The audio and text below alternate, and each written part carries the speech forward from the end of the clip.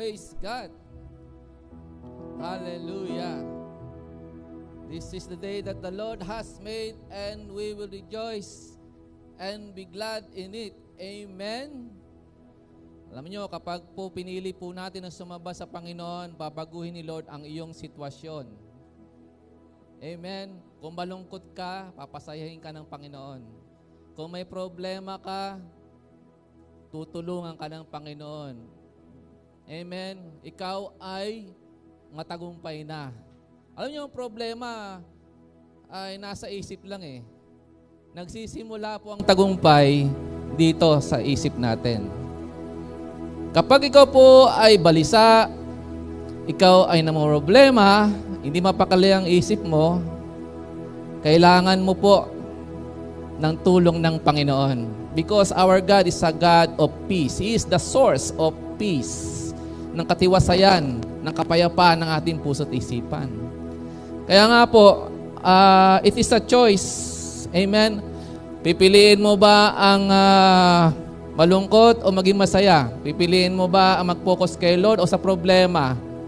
Pipiliin mo ba ang sumamba sa Panginoon o pahalaga ng ibang bagay? But praise God, lahat po ng narito in love kay Lord.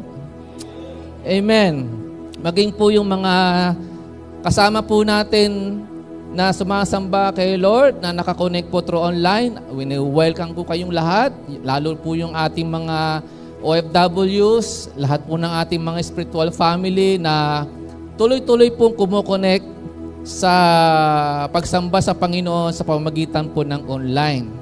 So praise God, at ako po nagpapasalamat sa Panginoon, bumabalik na po yung dami ng bilang po natin. Mula po nung dumaan po matinding bagyo, yung iba po ay nag-online na lamang.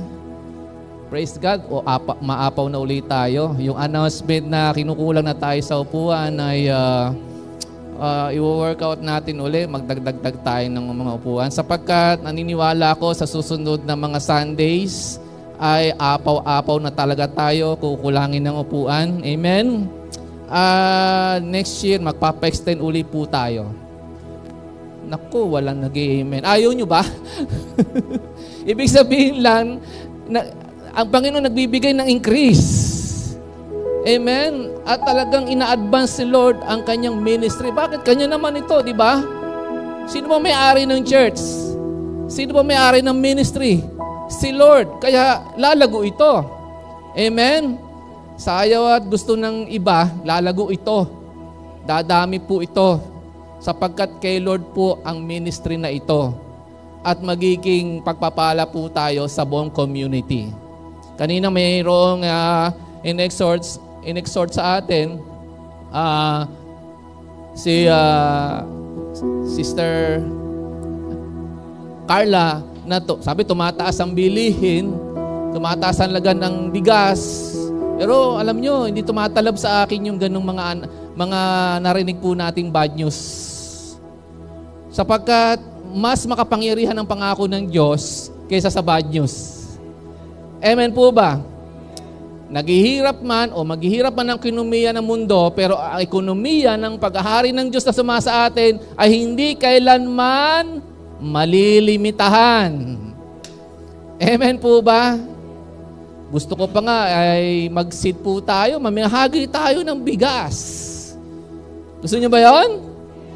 Lalo na sa panahon na ito, samantahin lang natin ang pagkakataon na tayo po ay mag-share po ng blessing. Mamahagi po tayo ng bigas kahit patatlo-tatlong kilo.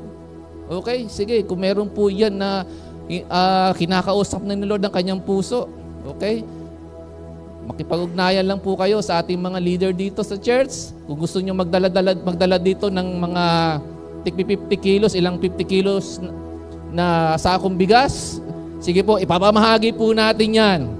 Sa per family, unang-una po sa ating, siyempre, yung ating mga, sa tingin natin, mga spiritual family po natin na nangangailangan. At doon po sa ating pong sinishare ng Word of God. Sino na dito nagsishare ng Word of God? Yung bang nagsusoul winning na. May kapitbahay ka na ini-invite sa gawain, lagi mong kinakausap tungkol sa Panginoon. It's a great opportunity. Bless mo siya ng bigas. Susunod na linggo na kasama na yan dito. Kasi alam nyo si Lord, pag nag-minister, ay holistic. Hindi lang pang spiritual kung mag-minister si Lord. Even material. Tingnan nyo yung pagkapakain ni Lord sa binanggit na 5,000 lalaki pa lamang. Hindi pa kasama yung mga bata at mga kababaihan doon. Na patapos aralan, turuan ng Panginoon at gawa ng himala, pinagaling yung mga may karamdaman, pinakain pa ni Lord. Nabusog sila, nagkabundat-bundat. Di ba? Holistic si Lord pagdating po sa ministry. Glory to God. Kahit nga ako po, bilang inyong lingkod, pag humayo, hindi lang po tayo nangangaral ng Word of God sa ating pong pagmimisyon, tayo rin po ay namamahagi ng material blessing.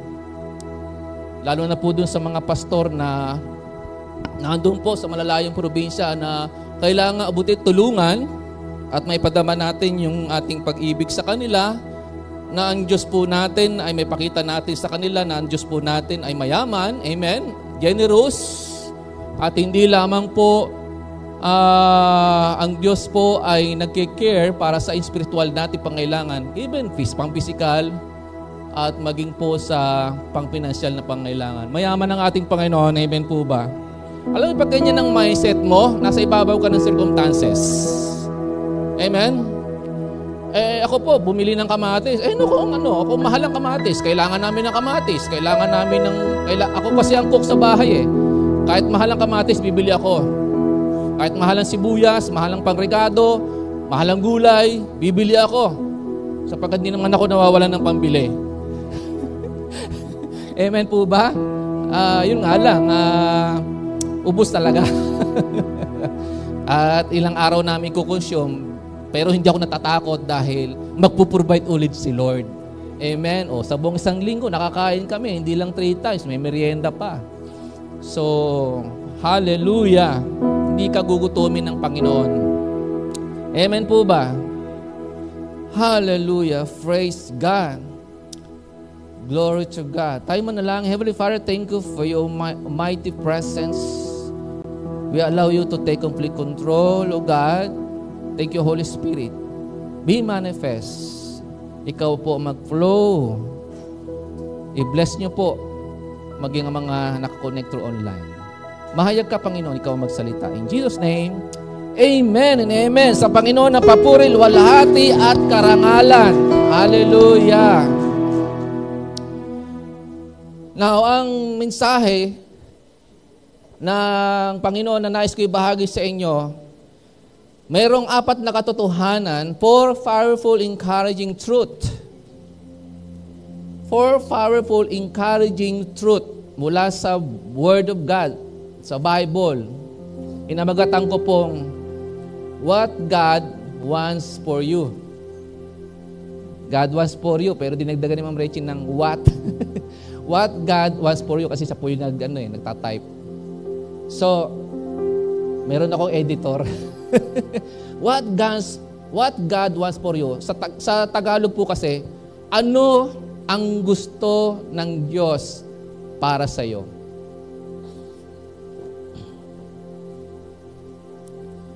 Now, meron bang isang tao o mahalagang tao sa iyo, mahal man sa buhay, kaibigan, na biglang lumapit sa iyo at nagtanong, ano ang gusto mo na gawin ko para sa iyo?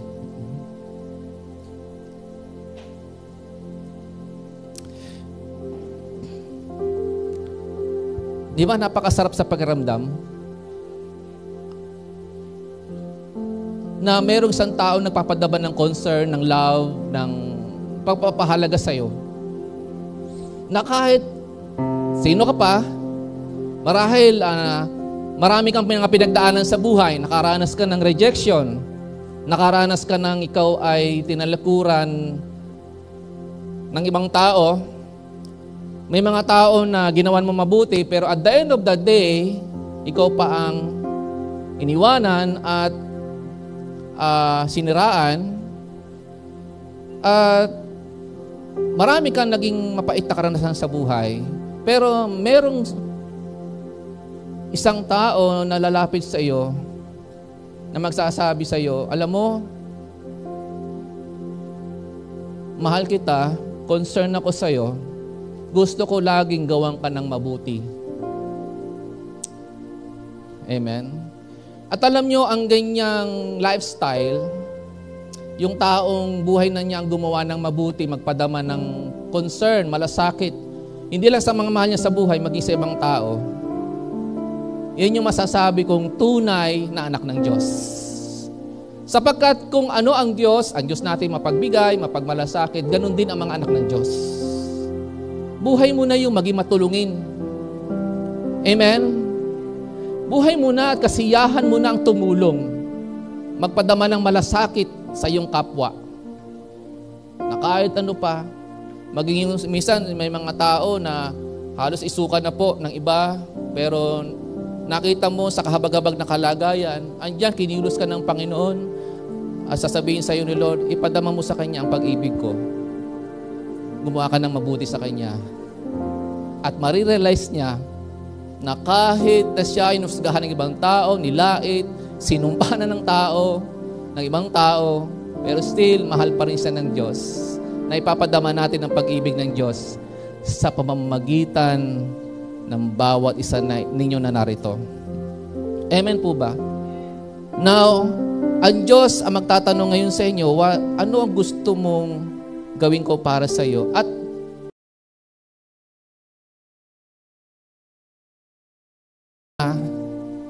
para sa iyo. Una, nakatotohanan makikita po natin dito dahil mayroong 4 powerful encouraging truth. Una, nais na Lord, ikaw ay worry-free. A worry-free life ang gusto ng Panginoon sa iyo. Pangalawa, a fearless life. Gusto ni Lord, fearless ka. Sabi mo sa katabi mo, gusto ni Lord, fearless tayo. Wag mong, paano naman bul? Fearless tayo. Sabihin mo, gusto ni Lord, fearless ka. Pangatlo, ikaw ay laging blessed. A blessed life. Pang-apat, itong matindi. A life on fire for God. Ito po ay 4 powerful, encouraging truth mula sa Word of God. In Matthew chapter 6 verse 25 up to 34, hindi ko na babasahin lahat kasi napakahaba. Sabi ni Lord, do not worry. Do not worry. The reason why ayaw ni Lord na mag-alala ka, unang-una, ikaw ay napaka-halaga mo o napaka-precious mo sa ating Heavenly Father. Huwag kang mag-alala, huwag kang mabalisa. Do not worry. Hindi lamang po ito na word na nagbibigay sa atin ng encouragement, but it is also a command. Ang salita ng Diyos ang magbabago ng iyong situation. Gusto ni Lord baguhin ang iyong situation.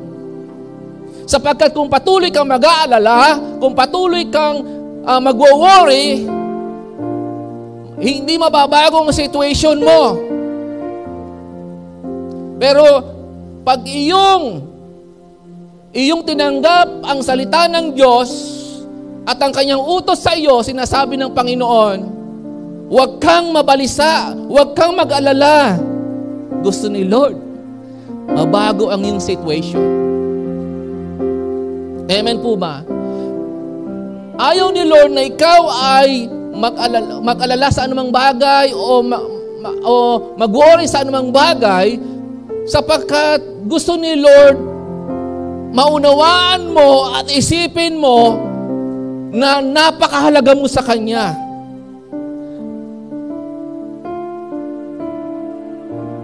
Ikaw ay napaka-precious kay Lord. You are much more valuable or precious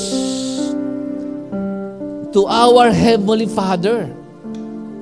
Sabi nga ng Panginoon, kung ang mga ibon, hindi niya pinamabayaan. Nabubuhay yung mga ibon, wala namang kakayang magtrabaho yun, mag-ipok na kanilang mga kakainin. Maging mga halaman sa para, mga bulaklak, ang gaganda po nila. Ang Diyos ang may likha po sa kanila. Pero sinasabi ni Lord, ni Jesus, ng ating Panginoon, mas mahalaga ka kaysa sa mga ibon na yan. Kaysa sa mga bulaklak na yan. Kaysa sa ibang mga nilalang ng Diyos na mga bagay, ikaw ang pinaka mahalaga sa lahat. Pinaka precious sa Panginoon. Amen po ba? Kaya gusto ni Lord na yung pag-aalala mo palitan ng kaisipan na meron palang Diyos na nagpapahalaga sa akin, na may likha sa akin. So bakit ako mag-aalala, mag-worry sa aking mga pangailangan o sa mga ibang bagay? Meron namang Diyos pala na sa akin ay nagpapahalaga, na nagsasabi na hindi kanya pababayaan. Amen po ba? Naaalagaan ka ng ating pong Panginoon. Amen po ba? Nasabi nga ng Psalm chapter 8 verse 4, ano ba ang tao upang iyong pahalagaan o anak ng tao upang iyong pangalagaan? So, ang ating Heavenly Father, labis na nagpapahalaga sa iyo at gusto kanyang laging alagaan, gusto kanyang laging isustain. Amen po ba? At kung papansinin po natin na ang ating pong Panginoong Hesus, kung gaano siya nagpahalaga sa iyo, tayo ay tinubos niya ng kanyang mahal na dugo sa krus ng Kalbaryo dahil sa kanyang marubdob, maalab na pag-ibig po sa atin. Ibinigay niya po yung kanyang kaisang buhay para po tayo ay magtamo ng buhay na walang hanggan at tunay na kapatawaran sa ating mga kasalanan. Sabi nga ng 1 Peter chapter 1 verse 18 to 19, alalahanin ninyo na ang pinantubos sa inyo hindi pare sa ginto at pilak, kundi sa pamamagitan ng mahal na dugo ng ating Panginoong Hesus. Bakit? Dahil labis tayong iniibig ng Diyos, labis kang pinapahalagahan. Tayong lahat pinapahalagahan ng Panginoon, ayaw kanyang mawalay sa kanyang mapahamak. Walang sino mang tao ang nais ng Diyos na mapahamak o maimpyerno. Gusto ni Lord lahat ay maligtas. Gaano man kasama ang isang tao, kayang baguhin niya at iligtas ng Diyos. Amen po ba? At walang imposible sa ating Panginoon. 1 Peter 5 verse 7, ilagak mo, ipagkatiwala mo sa Panginoon ang lahat ng iyong mga alalahanin, sapagkat siya ay labis na nagmamalasakit sa iyo. He cares all about you. Sapagkat kung meron mahigit na nakakilala sa atin, kung meron mahigit na nakakaalam sa buhay mo at nakakilala si Lord, at siya ang tunay nakakaunawa sa iyo, at siya ang higit na nagpapahalaga at nagmamalasakit sa iyo. Kahit anong paedad mo, merong higit na nagkikare sa iyo, si Lord. Huwag mo sabihin, wala nagkikare sa akin. Napaka-selfish nila. Pero si God's generous, hindi mo lang alam. Meron si God, andyan ang God na nakatingin sa atin. Nakikita ang sitwasyon mo, kalagayan mo. Amen po ba? Now, another reason kung bakit hindi tayo dapat magpadaig sa kabalisahan o sa pag-aalala, because our Heavenly Father already knows all your needs. Sabi sa verse 32 ng Matthew chapter 6. Nalalaman ng Diyos o alam ng Diyos ng ating Heavenly Father ang lahat ng iyong pangailangan. All, lahat ng iyong pangangailangan. Isipin mo na yung lahat. At lahat ng iyon, kayang ipagkaloob sa iyo ng Diyos. Mayaman si God, generous ang Diyos, magbigay ng mabuting bagay sa ating lahat. Amen po ba? Third reason kung bakit hindi tayo dapat mabalisa o mag-worry, because worry does nothing good. Sa verse 27, ng chapter 6 ng Book of Matthew. Walang maidudulot na mabuti ang labis na pag-aalala o pag-worry. Sabi nga ni Jesus, sisirain niya ng kalusugan mo. Iikli ang buhay ng isang tao na laging nag-aalala. Nag-aalala tungkol sa pangailangan sa kinabukasan. Nag-aalala, baka mawalan ng trabaho. Nag-aalala, baka magutom. Nag-aalala, baka kung anong mangyari dahil sa mahal mo sa buhay na nakaratay sa matinding karamdaman. Maraming mga pag-aalala. Ang mga tao ay likas na nag-aalala. Pero merong Diyos na nais kang tulungan, na nagmamalasakit sa iyo, na nais ng Diyos baguhin ang iyong situation. Nais ng Diyos, huwag kang magpakontrol sa pag-aalala. Amen po ba? Sapagkat sisirain talaga niya ng kalusugan mo. May mga tao kasi, kapag ka sobrang pag-aalala, nagwo-worry sila lagi, hindi yan makakain. Walang gana kumain kahit anong hiyain mo sa pagkain. Hindi po talaga kakain po yan. May mga tao kulang sa tulog, hindi makatulog ng ilang araw. Bakit? Sa sobra kasing pag-aalala. At yung pag-aalala nauwi sa matinding depresyon. Kaya marami po ang umikli ang buhay. Ang sobrang pag-aalala nagdudulot ng mataas na blood pressure. Yes, ihina po niyan ang immune system mo. Ang mga internal organs mo. Kaya piliin mo ang mag-focus sa Panginoon. Piliin mo na paniwalaan ang salita ng Diyos at ang mga pangako ng Panginoon sa iyo. Walang dahilan para ikay mag-alala. Sapagkat walang may dudulot na mabuti ang sobrang pag-aalala. Amen po ba? Instead of worrying, have faith in God and trust all His promises. Piliin mo ang manalig ka sa Panginoon at magtiwala sa Kanyang mga pangako, sapagkat ang mga pangako ng Diyos hindi kailanman magmimintis. At ang mga pangako po ng Diyos ay lagi po nating maaasahan sa lahat ng anumang sitwasyon at sa lahat ng pagkakataon. Available lagi ang mga promises ni God. Amen po ba? Kaya huwag kang magpakontrol sa pag-aalala o mga alalahanin mo sa buhay. Sa halip, anong sabi ng Philippians chapter 4, verse 6? Huwag kayong mabalisa tungkol sa anumang bagay, sa halip inginin ninyo sa Diyos ang lahat ng inyong kailangan sa pamagitan ng panalangin may pasasalamat. Ano dapat natin gawin? Anong solusyon para mawala ang alalahanin mo sa buhay? Lumapit at manalangin ka sa Panginoon. Amen po ba? Sabi ng Philippians 4 verse 6, very powerful na salita po ng Diyos. Manalangin ka sa Panginoon. And verse 7, at ang kapayapaan ng Diyos na hindi kayang maunawaan ng tao ang siya mag-iingat sa iyong puso at pag-iisip dahil sa iyong pag-ipag-isa kay Kristo Jesus. Kapayapaan ng Diyos na solusyon higit sa anumang iniisip mong solusyon sa mga problema mo.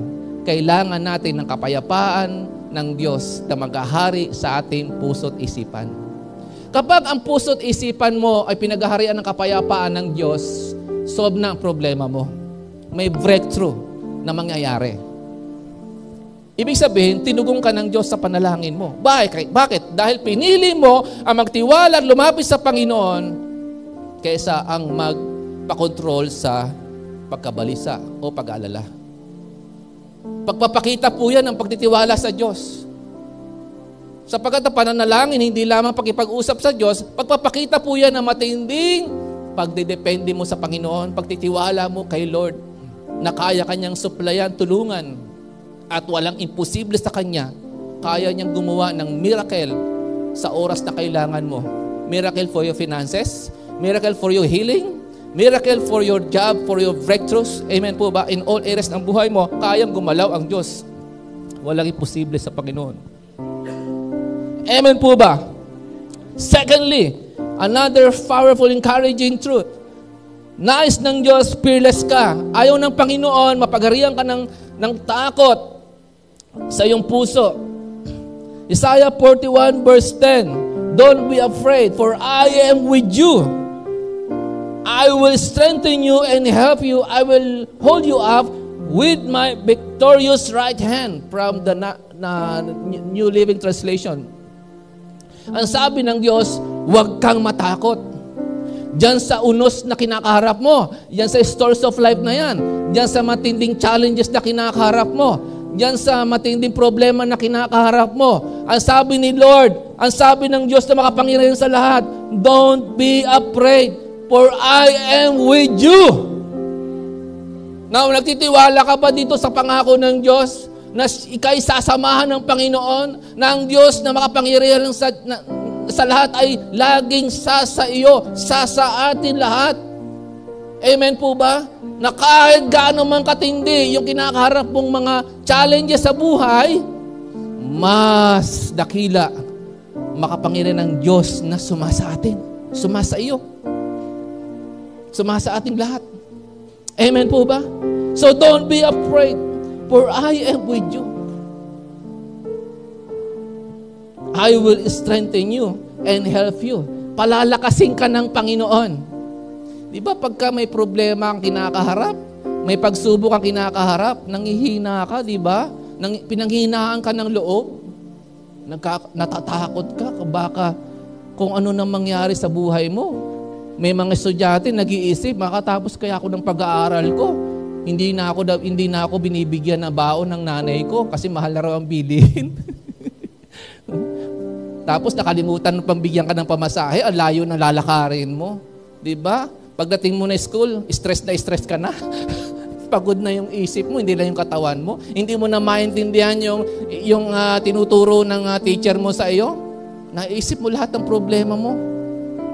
Di mo alam kung paano pa matatapos yung problema na yan. Pero kaya ni Lord baguhin ang sitwasyon mo. Anong sabi? Huwag ka matakot sapagkat ako'y sasa iyo. Palalakasin kita. Tutulungan kita. Hindi ka man nakatanggap ng tulong sa iba, tao, pero ang kamay ng Diyos na makapangyarihan tutulong sa iyo. Tumawag ka lang sa Panginoon. Amen po ba? So, nais the Lord, fearless ka. Ayaw ng Panginoon, makontrol ka ng mga takot mo dahil sa mga problema na yan at pangangailangan. Okay? Naalala ko lang si Pedro. Doon sa Matthew chapter 14, verse 26 up to 33. Noong ang Panginoong Hesus galing sa pananalangin, naglakad siya sa ibabaw ng tubig, ng dagat, upang puntahan niya kanyang mga alagad nandoon sa bangka. At hinahampas na matinding alon yung bangka. At nung papalapit na si Jesus at natanawan ng mga alagad niya, natakot sila, akala nila multo kasi first time lang nila nakakita ng taong naglalakad sa ibabaw ng tubig. Na tanging si Jesus lang ang ating Panginoon nakagawa po noon. Hindi po siya ordinaryong tao, siya Diyos na nagkatawang tao. Kaya niya nagawang naglakad sa ibabaw ng tubig. Sapagkat sa Panginoong Hesus wala pong imposible. Ang Diyos po natin kayang gumawa ng mga imposibleng bagay sa ating buhay. Ang imposible sa tao ay posible lagi sa Diyos. Kaya nung nakita sa ni Pedro, sabi niya, Panginoon, kung ikaw yan, palapitin mo ko sa iyo. Yung ibang alagad, takot na takot eh. Kala nila, multo ang Panginoon. Pero sabi ni Jesus, kaya matakot, ako ito! Hindi ako source ng takot, source ako ng kapayapaan. Kaya sabi ni Pedro, Panginoong Hesus, kung kayo po yan, hayaan niyo pong lumapit ako sa inyo. Bumaba si Pedro sa bangka at nakalakad sa ibabaw ng tubig habang nakapokus ang kanyang paningin sa Panginoong Hesus. Nakalakad ba si Pedro? Hindi. nakalakad. Nakalakad si Pedro sa ibabaw ng tubig dahil sa kanyang pananalig kay Jesus. Nakakonek siya kay Jesus ng himala. Amen? Kaya lang, nung lumakas ang matinding hangin, natakot si Pedro. Dahil pag lumakas ang hangin sa dagat, lalakas din po ang alon. Kahit si Pedro ay napakagaling pong lumangoy, dahil po siya matagal ng mangingisda, lumubog pa rin siya. Bakit? Dahil natakot po siya. Nawala ang focus niya kay Jesus, nag-focus siya sa malakas na hangin at alon. Church, ganyan po ang mga challenges na kinakarap natin sa buhay. Matindi, di ba? Pero kapag pag nag-focus ka kay Lord, hindi ka matatalo ng mga problema at pangailangan mo. Pag nag-focus ka sa Panginoon, hindi ka madadaig na sinasabing storms of life. Pero kapag ikaw ay nag-focus sa storms of life, sa problema mo, lulubog ka, matatalo ka. Kasi mag-a-arise yung takot. Imbis na yung pananampalataya ang mag-arise, mangibabaw, takot ang nangibabaw. Kaya piliin mo lagi mangibabaw ang pananampalataya mo sa ating Diyos kaysa sa takot. Amen po ba? Ang storms of life, ang source ng takot, ng pag-aalala. Pero si Jesus, ang source ng kapayapaan at ng supernatural breakthroughs. Nakikinig po ba kayo? Walang talunan ng mga anak ng Diyos. Lagi tayong nasa ibabaw ng circumstances like our Lord Jesus Christ. Kaya nga siya nakalakad sa ibabaw ng tubig. Hindi siya kailanman apektado ng nangyayari sa kapaligiran. Even ng anumang sakuna. Pero kapag ikaw may pananampalataya kay Jesus, magiging matagumpay ka. Mag-a-arise yung faith at ikaw ay nasa ibabaw ng circumstances. Focus ka lang kay Lord. Kasi ang gagawin ng kaaway, ididistract ka. Ididistract ka ng mga problema, pangailangan, ng mga storms of life. Yan ang strategy ni Satan. Hindi naman nababago yun eh. Yung strategy ni Satan para sirain ang iyong relasyon sa Panginoon, ang pananampalataya mo sa Panginoon. Ang strategy ni Satan, sirain ang focus mo, ang tamang focus mo. Yung tamang focus natin si Jesus, hindi ang storms of life, hindi anumang bagay sa mundong ito. Ang dapat natin higit na fokusan ay dapat si Lord lang. Amen po ba? Gusto ni Lord, kapag siya ang iyong focus, magiging fearless ka at mararanasan mo ang supernatural breakthroughs o yung sinasabing pambihirang tagumpay. Pag sinabing supernatural breakthrough sa Tagalog, pambihirang tagumpay.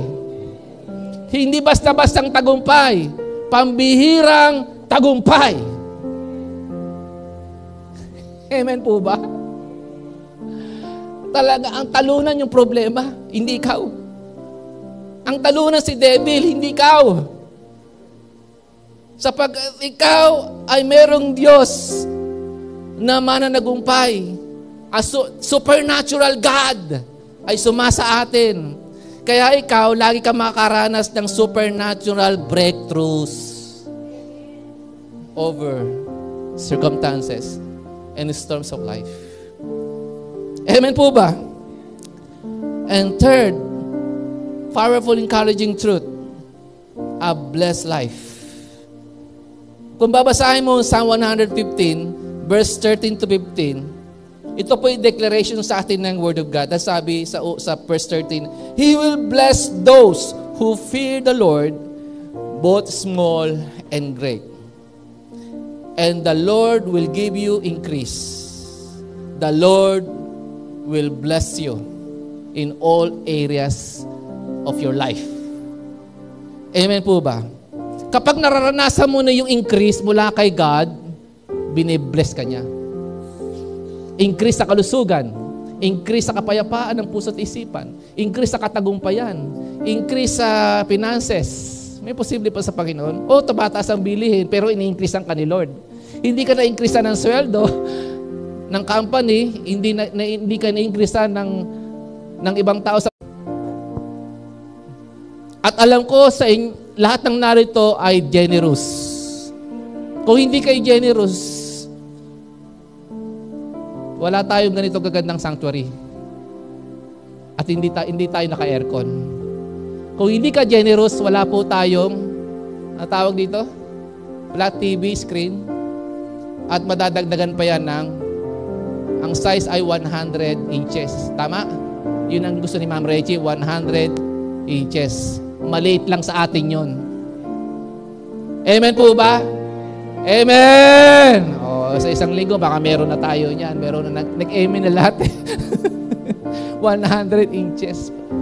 Para kanino ba yan? Para sa inyo rin. Amen? Hindi na uso kasi yung yung projector lamp. Hindi po uso yan. Ito na po, flat TV na po ang kailangan natin. So, mayaman po ang CSF family. Sapagkat naglilingkod tayo sa buhay at makapangyarihang Diyos at mayaman sa lahat sa mapagbigay nating Diyos. Amen po ba? So, the more na ikaw ay nagsisid, the more na ikaw ay nagiging mapagkawang gawa, mapagbigay ka, ikaw ay harvest, ng great harvest of blessing. Nagtanim ka ng mabubuti, aani mo mabubuti. Nagtanim ka ng pagpapatawad, aani ka rin ng pagpapatawad. Mas maganda po yung magpatawad kaysa po yung magtanim ka ng samaan ng loob, di ba? Nakikinig ba kayo? Ang magtanim ng samaan ng loob ay hindi biro. Wala ko, malungkot lagi buhay. Talunan lagi po ng problema yan. Pero kapag ikaw ay mapagpatawad, lagi masaya buhay mo. Amen! At ang blessing ni Lord ay tuloy-tuloy dadaloy. Kasi wala pong hadlang sa pagpapala ni Lord para sa iyo. Kasi ang sama ng loob, hadlang po yan sa blessing ni Lord. Nakikinig ba kayo? Hindi pakikinggan ng Diyos ang panalangin ng pusong nagtatanim ng sama ng loob ang manghinanakit sa kapwa. Kaya mag-release ka na ng forgiveness. Gusto nila i-bless ka. Gusto nila ma-enjoy mong buhay, mahaba ang buhay mo. Amen po ba? Gusto ni Lord, ikaw ay worry-free, fearless. At ikaw ay laging blessed. Kaya magpatawad na. Nakikinig ba kayo? Magpatawad. Pagkapatawad lang ang kailangan para yung pagpapala ay tuloy-tuloy po nating maranasan. At walang maging hadlang sa blessing ni Lord sa atin. So si Isaac ay nagtanim at siya ay umani ng makaisangdaang ibayo. Then si Jacob, sa Genesis 27 verse 27 up to 29, binilis siya ng kanyang ama na si Isaac. Makinig kayo mabuti dito. Napakahalaga ng blessing ng isang ama o spiritual father. Kaya po ako, lifestyle ko na ang mag-release ng blessing. Kahit sino ka pa, lumapit ka sa akin, nagpa-bless ka sa akin, nilehans ko kamay ko sa iyo, then I decree blessing kasi gusto ni God bless ka. May power at declaration ng blessing ng man of God. Nakikinig ba kayo? Wala namang mawawala sa inyo. Dinideklara na nga blessing eh. Diba? Ikaw nga, bumabati ka ng good morning sa ibang tao. Nagde-declare ka ng good morning. Ako naman, nagde-declare sa iyo ng blessing ni Lord. Pag kinamayan kita, and then nilehans ko ang kamay ko sa ulo mo, ang blessing ni God, ang dinideclare ko sa iyo. Kapag lagi ako nagde-declare ng blessing sa iyo at pinaniniwalaan mong gusto kang i-bless talaga ni Lord at talagang yung blessing na yung galing sa Panginoon, sasabihin ko sa iyo, mararamdaman mo yun. Makikita mo, talagang binibless ka ni Lord. Kasi may power yung deklarasyon ng blessing. Tanyo si Jacob, nung nirelease ni Isaac, yung ng kanyang ama, yung blessing sa kanya, sinamahan siya ng Panginoon. Binilis ni Lord ang buhay ni Jacob. Kaya isang araw, siya po ay nagbigay ng panataw pangako sa Diyos. Panginoon, kung ako yung sasamahan at pagpapalain, ibibigay ko ang 10 bahagi ng lahat ng iyong mga binigay sa akin. Sa English ay tithes. Makinig kayo dito sa mensaheng ito. Wala pa ang kautusan. Pero lifestyle na po ni Abraham, even ni Jacob, maghikapo. Pero bakit sa panahon na ito, may mga false teachers nagtuturo sa kanyang congregation na ang pag-iikapo daw po ay sa Old Testament lang. Sa Old Testament, wala na sa New Testament. Pero wala pa po ang tipan, Old Testament, at wala pa po ang batas na galing sa Diyos na binigay kay Moses. In-establish na yung tithes sa Scripture. Abraham, nagbigay ng tithes kay Melchizedek. Si Jacob, nagkaroon ng pangako panata kay God. Ibibigay ko ang 10 bahagi ng lahat ng ibibigay mo sa akin, Panginoon. I-honor kita, Panginoon. Nakikinig ba kayo? Banal na ikapo po yan, para kay Lord po yan. Kahit po ako na inyong daddy o lingkod nyo po, ay nag-iikapo. Ang Ma'am Rachel nyo, mga leader dito, alam ko lahat kayo halos. Meron akong man of God din na ino-honor na mas nakakatanda sa akin, Bishop. Ako po ay lifestyle ko mag-honor, mag-bless ng man of God. Pagkat ginagawa ko yun para kay Lord. Ang ino-honor ko dito si God. Banal yun. Para kay God yun. Amen po ba? Wala pa po ang kautusan. In-establish na po ang tithes sa Scripture. Pero bakit ang gawin? Pinagtatalunan yan. Sa New Testament, binabanggit naman ng Panginoon siya sa Matthew 23, basahin mo. Sabi niya doon sa mga religious leader, tamang gawin nyo yan. Ano yun? Pag-ikapo, di ba? Hindi naman pinagbawal ni Jesus. Sa Hebrews chapter 7, binanggit doon na biniles ni Abraham si Melchizedek, yung high priest, in honor ng ikapo niya. Now, kaya ko ito sineshare sa inyo, baka na magkaroon kasi ng confusion. Pamaya, madaanan nyo sa YouTube, sa Facebook, may mga nagtuturo po dyan, mga pastor, gagaling po nila. No? Oh, yung tithes na yan, wala na yan, hindi na dapat ginagawa yan sa church. Yung mga pastor ninyo, mukhang pera yan. Sinisiraan pa po yung mga pastor na hindi naman mukhang pera. Sinisiraan yung mga pastor na hindi naman umiibig sa pera. Eh kami nga po dito, hindi naman kami nabuhay sa love gift. Kung akin po sasabihin sa inyo ang aming testimony, naglilingkod tayo sa Panginoon hindi dahil sa may tatanggapin tayo. O wala, di ba? Dahil mahal natin ang Panginoon. At lifestyle natin ang magbigay. Amen. So, huwag kayong makikinig sa ibang turo ng iba. Dahil ang Bible, kumpleto, hindi kulang. Amen? Ang sabi nga ng salita ng Diyos, ang magdagdag, ang nagbawas ay susumpain. Magdagdag, magbawas sa salita ng Diyos, susumpain. Kaya nga, full gospel tayo, tinuturo lang natin kung ano nasa Bible. Amen po ba? Kaya po hindi po ako titigil at hindi magsasawa at hindi mapapagod magturo ng katotohanan. Kahit buhay ko pa ang maging kapalit o kabayaran. Sapagkat ang Diyos ay katotohanan. Yan ang nagpalaya po sa atin. Yan ang nagligtas po sa atin. Ang salita ng Diyos, ang katotohanan. Amen po ba? Yan ang nagbago ng ating buhay. So, pangatlo, si Jacob ay binilis ng Panginoon dahil siya po ay naging tapat kay Lord. Sabi nga po ni Laban, ng kanyang biyanan, pinagpala ko ng dahil sa iyo. Sabi sa Genesis 30 verse 27, ayaw niyang paalisin si Jacob. Huwag kang umalis kasi dahil sa iyo binilis ako ni Lord. Ang business ko binilis ni Lord. Sa verse 40, Genesis chapter 30 verse 43, lalong yumaman si Jacob dahil pinagpala ng Panginoon. Makinig kayo, church. Kapag ikaw'y nasumpungan ng Diyos na tapat ka, sumusunod ka, mabuti kang katiwala ng Panginoon, ikaw ay i-bless ni God in all areas ng buhay mo. Kaya kang payamanin ng Panginoon. Higit pa doon sa naging amo mo. Nakikinig ba kayo? Amo niya si Laban, pero mas pinayaman siya ni God, si Jacob. Nakikinig ba kayo? Basahin niyo ang Bible. Sabi ni Laban, ayaw kita pakawalan kasi dahil sa'yo binilis ni Lord ang kabuhayan ko. Kaya doon sa huling talata na mababasa natin, verse 43, lalong pinayaman ng Diyos si Jacob kesa sa amo niyang si Laban. Baliktad na ngayon ang sitwasyon. Kasi si Laban, mandaraya siya, hindi siya fair. Hindi niya sinusweldohan na maayos si Jacob. Maran, nakakaranas ka rin ng ganyan, di ba? Pero ang Diyos, hindi siya unfair. Kaya kang i-bless, payamanin ni Lord, kesa doon sa mga naging amo mo. Kayang baliktarin ni Lord ang situation mo. Amen po ba? And lastly, God wants for you a life on fire for God. A life on fire for God. Or extremely hot. Or on fire for Jesus. Pag sinabing on fire, ibig sabihin niyan ay passionate, fervent, excited, or eager. Sa Tagalog ay marubdob, taimtim, na pag-ibig kay God.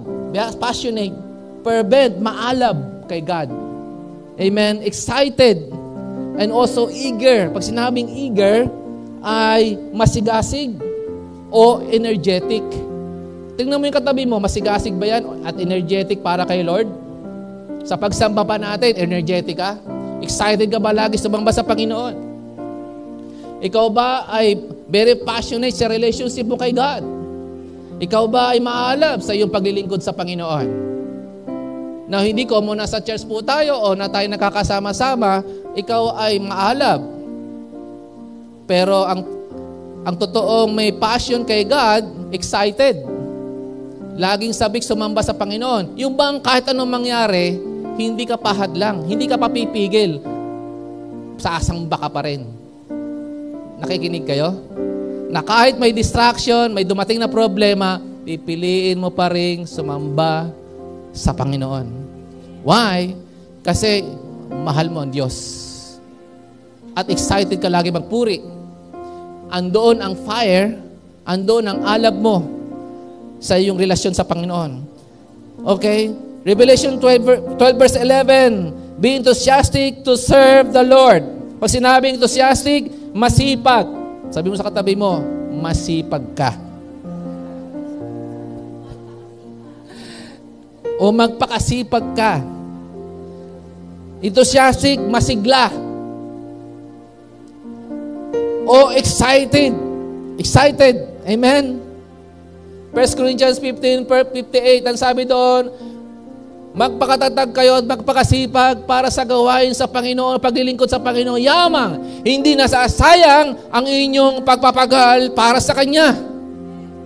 Hindi na masasayang ang iyong ginawang paglilingkod sa Panginoon sapagkat lahat ng iyon ay para kay Lord, hindi para sa tao. Amen po ba? Lahat ng iyong ginagawa natin sa Panginoon.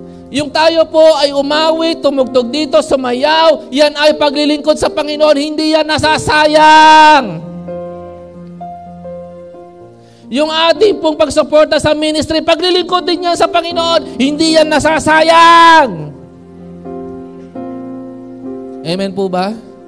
Yung ating pong pagtulong, paggawa ng mabuti sa ating kapwa, pagpapakita rin yan ng paglilingkod sa Panginoon. Dahil passion mo yun eh. Hindi yan kailanman masasayang. Dahil ginawa natin yan sa Panginoon.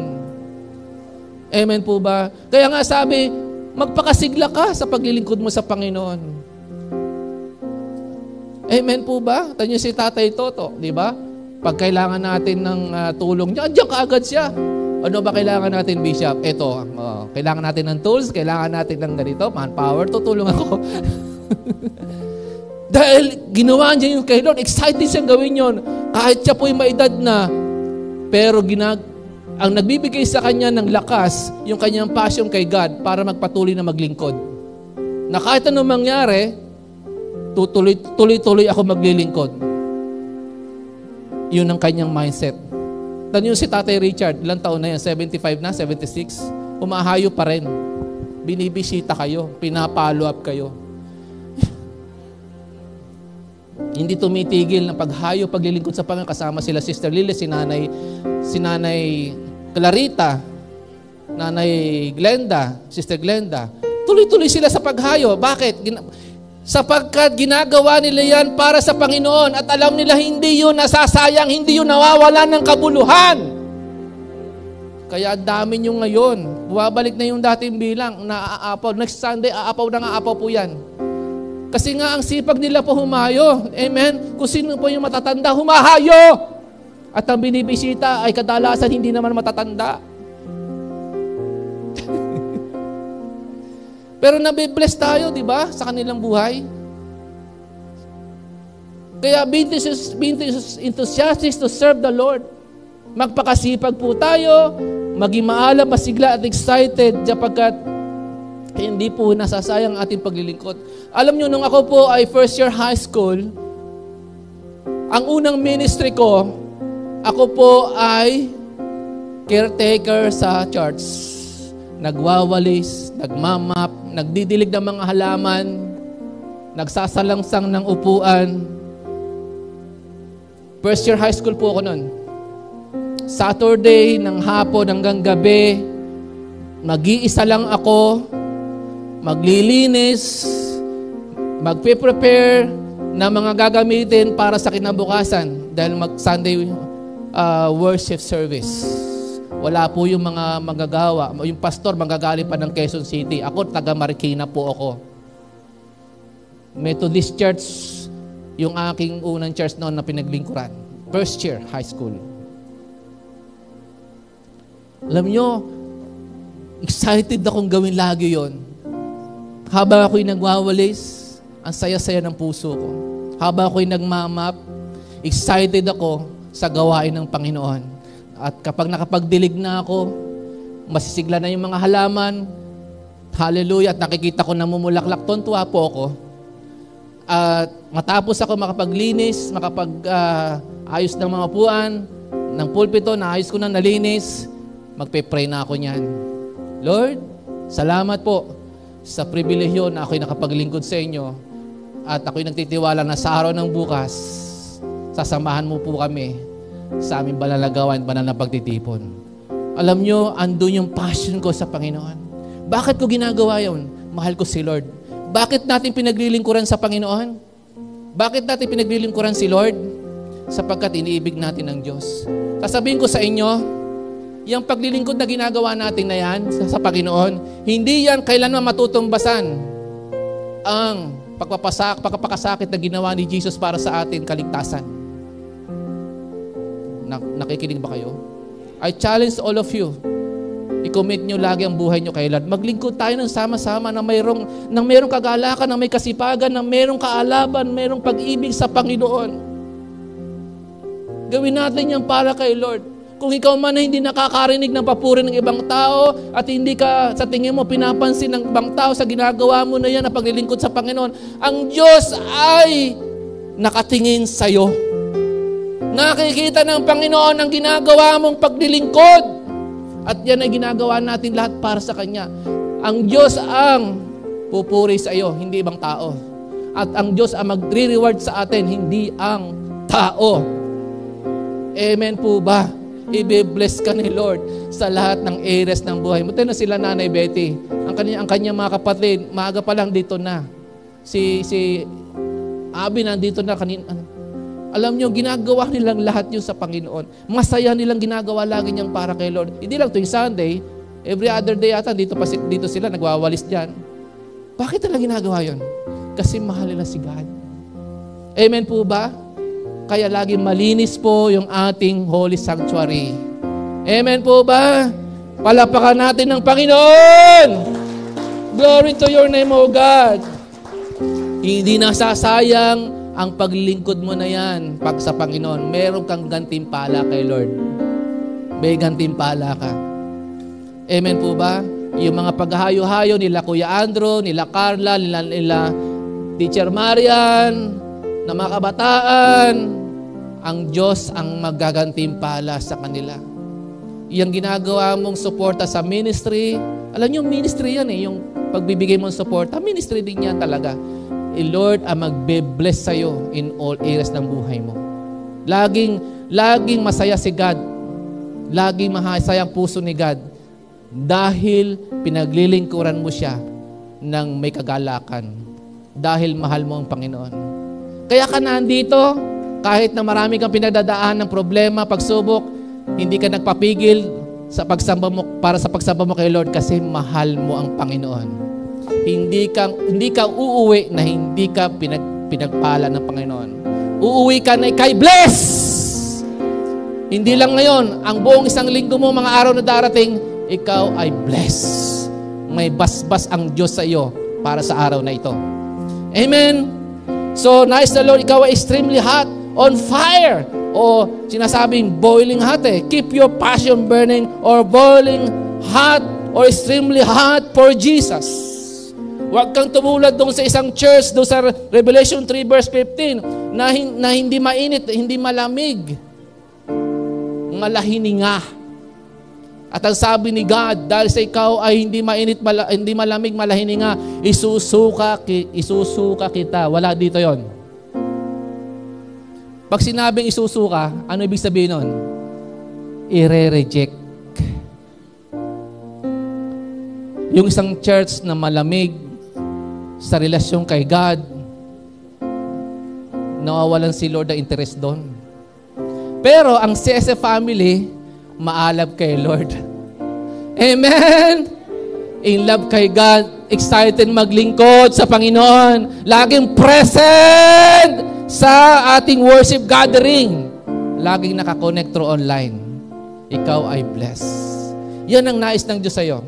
Ikaw ay worry-free, ikaw ay fearless, ikaw ay blessed, at ikaw ay on fire for Jesus o extremely hot kay God. Amen po ba? Nawa po kayo yung blessed, nawa po kayo ay napagpala ng ating Panginoon. Tayo po lahat ay tumayo, palapakan natin ng Panginoon. Glory to God. At darako naman tayo sa ating Holy Communion. Now, kung na-challenge kayo ng word, abang tayo po ay nag-worship, I challenge all of you mamaya bago kayo lumabas ng pintuan na yan. Gusto namin kayo i-bless ni Ma'am Rechi po ninyo.